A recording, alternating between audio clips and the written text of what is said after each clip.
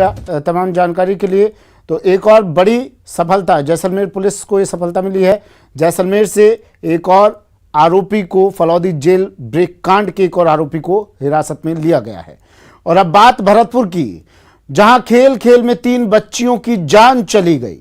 खबर रूपवास के कांधौली गांव की है, जहां एक घर में खड़ी कार में अचानक 3 बच्चियां खेलते खेलते कार का दरवाजा खोलकर उसके अंदर बंद हो गई, जिससे उन तीनों बच्चियों की उस कार में दम घुटने से मौत हो गई। घटना की जानकारी जब परिजनों को लगी तो आनन फानन में रूपवास कस्बे के सीएचसी में उन्हें ले जाया गया, जहां पर चिकित्सकों ने तीनों ही बच्चियों को मृत घोषित कर दिया।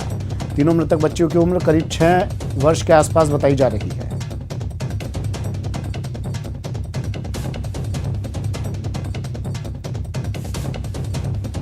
कांडोली गांव में एक घर में सत्संग का प्रोग्राम था। वहाँ पे गाड़ी में बच्चियाँ खेल रही थी, 4-5 साल की बच्चियाँ थी। तो खेलते खेलते वो अंदर बैठ गई और गाड़ी लॉक हो गई। उसके दम घुटने से उनकी मौत हो गई। जानकारी मिली थी हमें, हम भी जानकारी के लिए यहाँ आए थे, तो उनका दाह संस्कार उन्होंने कर दिया है। ये हादसे की जानकारी मिली तो हम जानकारी के हिसाब से गाँव में। सवाल न्यूज़ 18 के, कार का दरवाजा कैसे खुल गया? जब ये बच्चियां खेल रही थी तो उनसे कार का दरवाजा खुला कैसे? कार को क्या ठीक से लॉक नहीं किया गया था?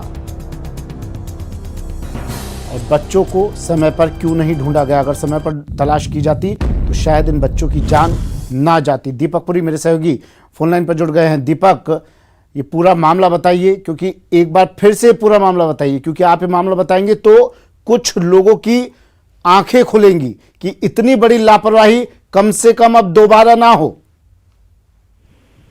जी सुमित, बिल्कुल। देखिए, मैं आपको बताता हूं कि ये बहुत ही दर्दनाक हादसा है।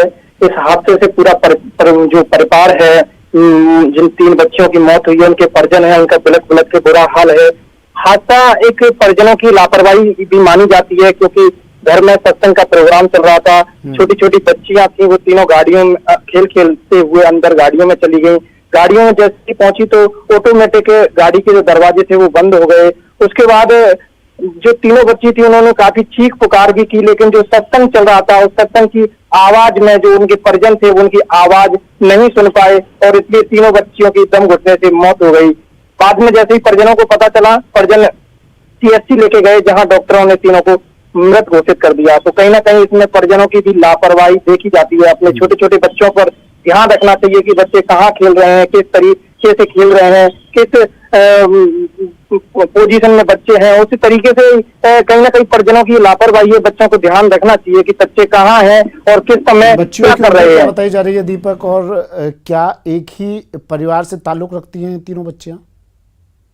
इसमें बच्चों की उम्र है वो लगभग 6 वर्ष के करीब बताई जा रही है, और जो मृतक तीनों हैं उनमें 2 चचेरी बहनें हैं और एक जो बालिका है वो पड़ोसी है। तीनों ही जो सत्संग चल रहा था वहां उनके परिजन है, उस सत्संग में भाग लेने आए थे, तो वो बच्चियों को बाहर छोड़ गए थे। निगरानी नहीं थी बच्चियों पे कि बच्ची क्या कर रही हैं, तो वो खेल खेल में गाड़ी के अंदर चली गई। ठीक है, शुक्रिया दीपक तमाम जानकारी के लिए। दीपक पुरी मेरे सहयोगी भरतपुर से फोन लाइन पर जुड़े। ये लापरवाही का नतीजा 3 बच्चियों की मौत, दम घुटने से तीनों बच्चियों की मौत हुई। खेलते खेलते कार का दरवाज़ा खोलती हैं, कार में जाकर बैठती हैं, उसके बाद कार में लॉक लग जाता है और फिर इन तीनों बच्चियों की कार में दम घुटने से मौत।